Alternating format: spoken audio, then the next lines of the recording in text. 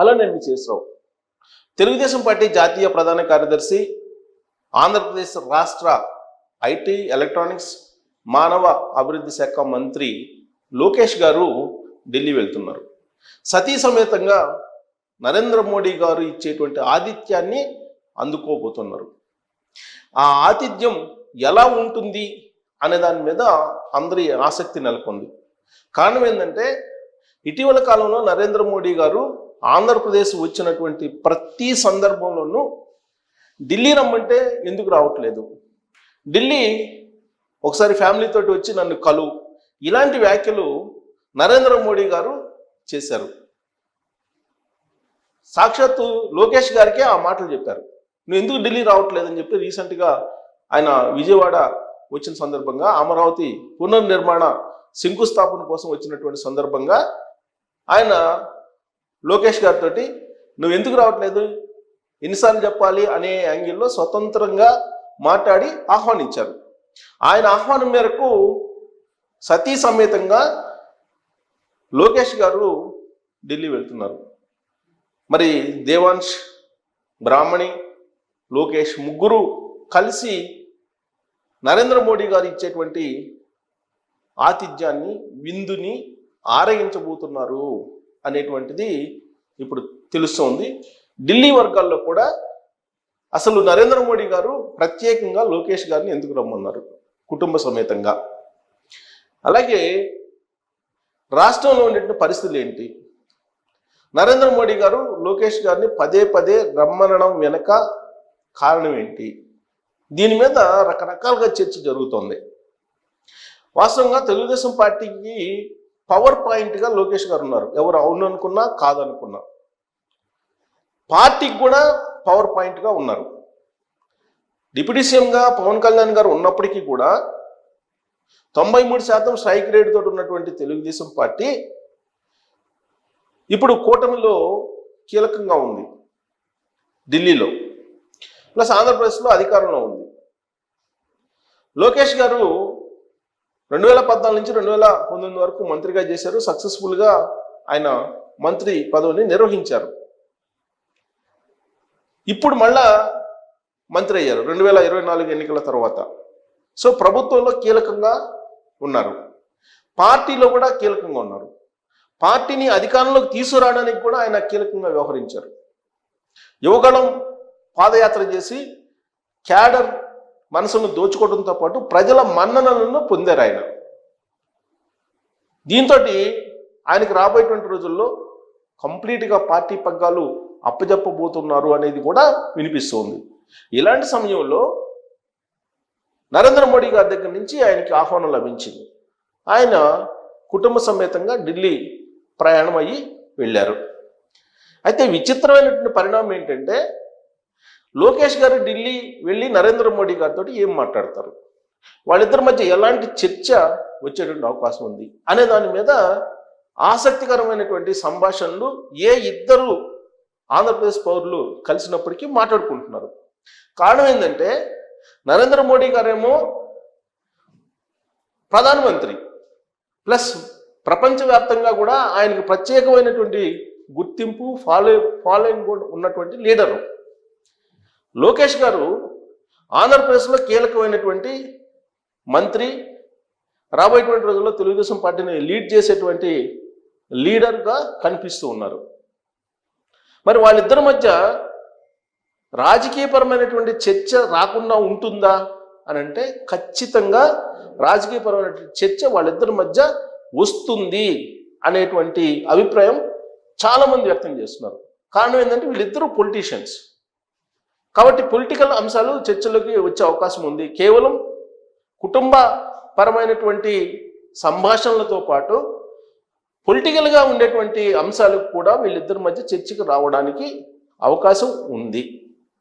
మరి ఎలాంటి అంశాలు ప్రస్తావనకు వచ్చేటువంటి అవకాశం ఉంది వీళ్ళిద్దరి మధ్య అని అంటే, రాష్ట్రంలో ఉండేటువంటి పరిస్థితుల్ని నరేంద్ర మోడీ గారి దృష్టికి తీసుకువెళ్తారు లోకేష్ గారు. ఖచ్చితంగా రాష్ట్ర ప్రయోజనాల కోసమే కూటమి ప్రభుత్వం పనిచేస్తుందని చెప్పి చంద్రబాబు నాయుడు గారు అనేక సందర్భాల్లో చెప్పారు. కేంద్రంలో మంత్రి పదవుల కంటే కూడా రాష్ట్ర ప్రయోజనాలే మాకు ముఖ్యం అని చెప్పి అనేక సందర్భాల్లో చంద్రబాబు నాయుడు గారు చెప్పారు, కేంద్ర ప్రభుత్వానికి చెప్పారు, నరేంద్ర మోడీ గారికి చెప్పారు, అమిత్ షా గారికి కూడా అనేక సందర్భాల్లో చెప్పారు. మరి రాష్ట్ర ప్రయోజనాల కోసం కేంద్రం నుంచి ఏమి ఆశిస్తున్నాము అనేటువంటి విషయాన్ని లోకేష్ గారు నరేంద్ర మోడీ గారికి ఎక్స్ప్లెయిన్ చేసేటువంటి అవకాశం లేకపోలేదు. ఒకటి. రెండు, రాష్ట్ర అభివృద్ధి కంటే కూడా రాష్ట్ర అభివృద్ధి పరుగు పెట్టాలని అంటే జగన్మోహన్ రెడ్డి గారు మళ్ళీ అధికారంలోకి రాకూడదు అనేటువంటి ఒక అభిప్రాయాన్ని సమాజంలో బలంగా తీసుకెళ్ళాలి, ప్రత్యేకించి పారిశ్రామికవేత్తల్లో బలంగా తీసుకెళ్ళాలి అనేటువంటి ఒపీనియన్ లోకేష్ గారిలో ఉంది. మళ్ళీ జగన్మోహన్ రెడ్డి గారు రారు అధికారంలో కానీ రాసివ్వమని చెప్పి పారిశ్రామికవేత్తలు కొంతమంది అడుగుతున్నారని చెప్పి లోకేష్ గారు ఒక సందర్భంలో ప్రస్తావించారు. సో ఆ దిశగా పరిస్థితులు ఉంటే తప్ప రాష్ట్ర అభివృద్ధి సాధ్యం కాదు అనేటువంటి విషయం నరేంద్ర మోడీ గారి దగ్గర వ్యక్తం చేయడానికి అవకాశం ఉంది. అంటే దాని అర్థం ఏంటి? జగన్మోహన్ రెడ్డి గారి మీద అనేకమైనటువంటి అవినీతి ఆరోపణలు ఉన్నాయి, పాత కేసులు ఉన్నాయి, కిట్ప్రోకో కేసులు, సిబిఐకి సంబంధించినటువంటివి, అలాగే ఈడీకి సంబంధించినటువంటి కేసులు ఉన్నాయి. విచారణ ఒక అడుగు కూడా ముందుకు పడడం లేదు. వ్యక్తిగత హాజరు నుంచి ఉపశమనం పొందినటువంటి జగన్మోహన్ రెడ్డి గారు సిబిఐ కోర్టుకి హాజరు కావట్లేదు. వ్యక్తిగతంగా హాజరు కావాలని చెప్పి సిబిఐ కూడా అడగడం లేదు. దాదాపు 12 సంవత్సరాల పాటు బెయిల్ మీద జగన్మోహన్ రెడ్డి గారు కొనసాగుతూ ఉన్నారు. మరి అలాంటి జగన్మోహన్ రెడ్డి గారి మీద ఎందుకు న్యాయ వ్యవస్థ ఉదాసీనంగా వ్యవహరిస్తుంది అనేటువంటి ప్రస్తావన వాళ్ళిద్దరి మధ్య రాకుండా ఉండకపోవచ్చు. ఖచ్చితంగా వాళ్ళిద్దరి మధ్య ఈ ప్రస్తావన వచ్చే అవకాశం ఉంది. ఎందుకనంటే అనేకమైనటువంటి కేసుల్లో ఉన్నటువంటి జగన్మోహన్ రెడ్డి గారు బెయిల్ మీద ఇన్ని సంవత్సరాలు ఉందంటే న్యాయ వ్యవస్థ మీద ఇప్పుడు ప్రజలకు నమ్మకం పోతుంది. ఆంధ్రప్రదేశ్ ప్రజలు కూడా కూటమికి అధికారం ఇచ్చినప్పటికీ జగన్మోహన్ రెడ్డి గారి మీద ఉన్నటువంటి కేసుల విచారణను ఎందుకు చేయట్లేదని చెప్పి అడుగుతున్నారు. ఇదే కొనసాగితే రాబోయేటువంటి రోజుల్లో కూటమి యొక్క గ్రాఫ్ రాజకీయంగా తగ్గేటువంటి అవకాశం ఉందనే అభిప్రాయాన్ని కూడా ఎక్స్ప్లెయిన్ చేసే ఛాన్సెస్ ఉన్నాయి. ఇక పాత కేసులతో పాటు కొత్తగా ఇప్పుడు వచ్చినటువంటి లిక్కర్ స్కామ్లో పక్కాగా ఆధారాలతో సహా సిట్ విచారణ చేస్తుంది. ఇప్పటికే జగన్మోహన్ రెడ్డి గారికి రైట్ లెఫ్ట్ హ్యాండ్గా ఉన్నటువంటి కృష్ణమోహన్ రెడ్డి అలాగే ధనుంజయ రెడ్డిని అరెస్ట్ చేశారు. వాళ్ళని రిమాండ్కి పంపించారు. అలాగే బాలాజీ గోవిందప్ప భారతీయ సిమెంట్ శాశ్వత డైరెక్టర్, ఆయన రిమాండ్లో ఉన్నారు. ఆయన రిమాండ్ రిపోర్ట్లో పొందువచ్చినటువంటి అంశాల మేరకు విదేశాలకు లిక్కర్స్ డబ్బు పంపించేశారు. ఎవరి ద్వారా పంపించారంటే సూట్ కేసు కంపెనీల ద్వారా పంపించారు. ఆ డబ్బు ఎవరికి చేరింది, ఎవరికి చేర్చారు అని అంటే తాడేపల్లి బిగ్ బాస్ పేరు సిట్ చెప్తుంది, అనుమానిస్తుంది. ఆ దిశగా ఇప్పుడు ఎంక్వైరీ కంప్లీట్ అయింది దాదాపుగా.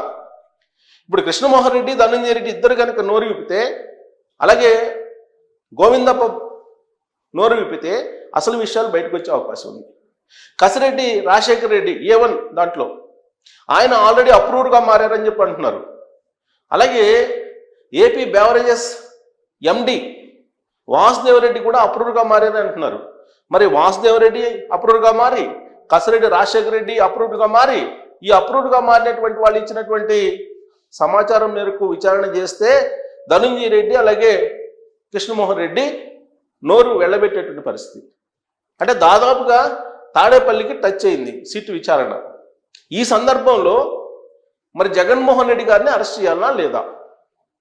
జగన్మోహన్ రెడ్డి గారి మీద అనేకమైన ఆరోపణలు వస్తూ ఉన్నాయి. ఇప్పుడు లిక్కర్ స్కామ్కి సంబంధించి మొత్తం సూత్రధారి తాడేపల్లి అని చెప్పి సిట్ అటువైపు చూపిస్తుంది. ఇలాంటి సిచ్యువేషన్స్లో లోకేష్ గారు ఈ అంశాన్ని ప్రస్తావించకుండా ఉంటారా?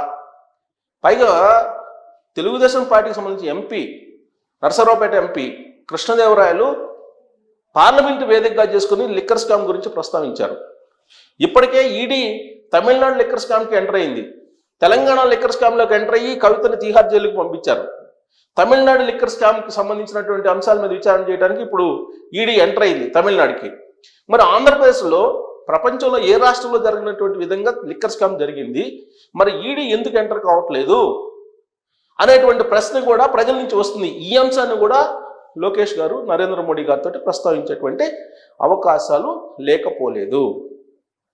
మొత్తం మీద తీసుకుంటే ఇప్పుడు జరుగుతున్నటువంటి లిక్కర్ విచారణ, లిక్కర్కి సంబంధించినటువంటి స్కామ్ అరెస్టులు, ఈ నేపథ్యంలో ఇలాంటి వాతావరణంలో ఎప్పుడు ఎవరు అరెస్ట్ అవుతారో తెలియనటువంటి సిచ్యువేషను. మరోవైపు తాడేపల్లిలో ఉన్నటువంటి బిగ్ బాస్ వైపు అందరూ చూపిస్తున్నటువంటి తరుణంలో ఢిల్లీ వెళ్ళారు లోకేష్ గారు కుటుంబ సమేతంగా. మరి నరేంద్ర మోడీ గారిని కలిసి నరేంద్ర మోడీ గారి దగ్గర నుంచి ఆయన గ్రీన్ సిగ్నల్ పొందుతారా జగన్మోహన్ రెడ్డి గారి అరెస్ట్ విషయంలో అనేది ఇప్పుడు తీవ్రంగా చర్చ జరుగుతుంది. ఎందుకంటే ఆల్రెడీ కేంద్ర హోంశాఖ మంత్రి అమిత్ షా గారికి అప్ టు డేట్ ఇస్తూ ఉన్నారు లిక్కర్ స్కామ్కి సంబంధించి. నరేంద్ర మోడీ గారి దగ్గరే ఎక్స్ప్లెయిన్ చేయాల్సినటువంటి అవసరం ఉంది ఇప్పుడు.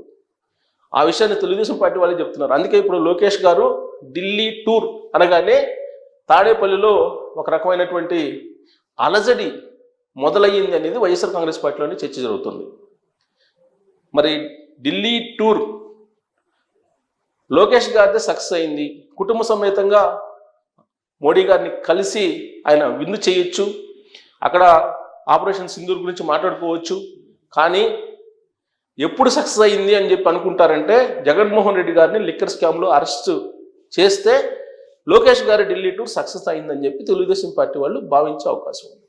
సో అందుకే ఇప్పుడు ఆయన ఢిల్లీ టూర్ కుటుంబ సమేతంగా వెళ్తున్నప్పటికీ, క్యాజువల్ మీట్ అయినప్పటికీ కూడా, నరేంద్ర మోడీ గారు ఆహ్వానం మేరకు వెళ్తున్నప్పటికీ కూడా లిక్కర్ స్కామ్కి ముడిపెట్టి ఈ టూర్ను చూస్తున్నారు. కాబట్టి ఇది సక్సెసా ఫెయిల్యూరా అనేది జగన్మోహన్ రెడ్డి గారి అరెస్ట్ మీద ఆధారపడి ఉంది అనేటువంటి అభిప్రాయాన్ని చాలామంది వ్యక్తం చేస్తున్నటువంటి క్రమంలో మరి ఢిల్లీ టూర్ని, లోకేష్ గారిది, అలాగే జగన్మోహన్ రెడ్డి గారి అరెస్ట్ని రెండింటినీ ముడిపెట్టి చూడొచ్చా అనే దాని మీద మీరు కామెంట్ చేయొచ్చు. Thank you.